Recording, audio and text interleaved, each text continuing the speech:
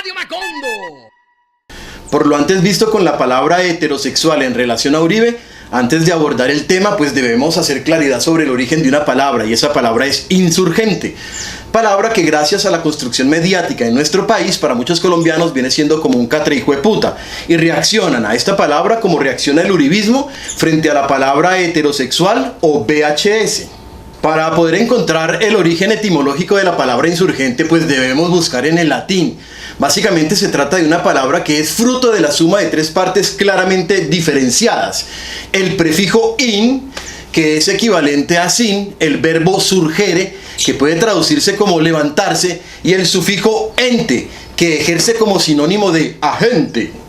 La palabra insurgente, que a propósito es un adjetivo, describe a quien está sublevado o levantado a favor de una causa. El insurgente puede manifestar su oposición al orden imperante de distintas formas. La forma más sutil o leve puede ser la desobediencia civil, así como cuando la gente quema los recibos de Electricaribe, que a propósito nos pusieron a pagar por ese torcido. Y la forma más radical de la insurgencia, por supuesto, es la rebelión armada.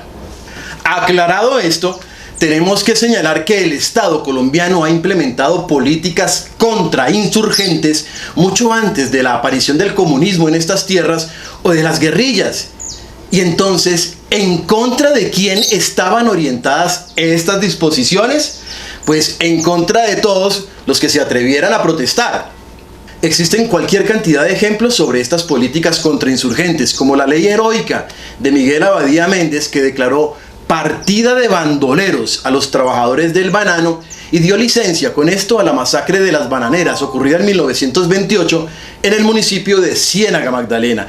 Otro ejemplo, pues, es el Estatuto de Seguridad de Turbay Ayala, que sacó tallado del país a Gabriel García Márquez, entre otros intelectuales, y nos dejó en manos prácticamente de la justicia militar.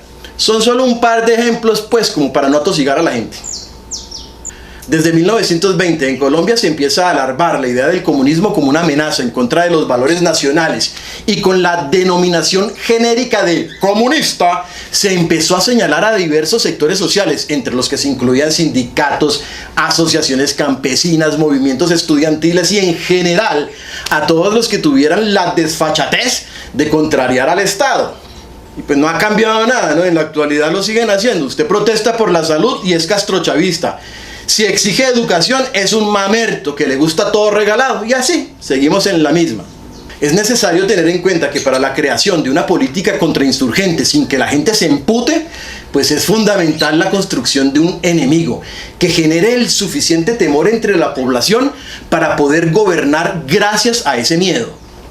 Un efecto colateral de estas políticas también es el paramilitarismo, que actúa con la complicidad del Estado.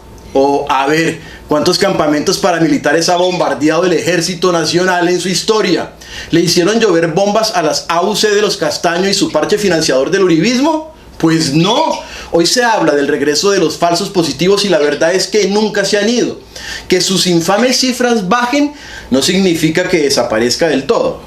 Las últimas décadas de nuestra historia política ha estado signada por el uribismo, que cimentó su caudal político en el poder del narcotráfico, la corrupción y por supuesto el paramilitarismo. Hay que aclarar que el uribismo pues no se inventó el paramilitarismo en Colombia, eso ya existía y apareció mucho antes que aparecieran las guerrillas comunistas. ¿O qué eran los chulavitas y los pájaros? Pues paracos. Pero si bien el uribismo no se inventó el paramilitarismo en Colombia, sí se ha valido de él como pocos en la historia del país. ¿Cómo olvidar la infame Directiva Ministerial 029 que reglamentó el pago de recompensas por guerrilleros muertos y dio paso a más de 8.000 ejecuciones extrajudiciales, convirtiendo la Colombia rural, la Colombia campesina, en el coto de caza del Ejército Nacional y de los grupos paramilitares?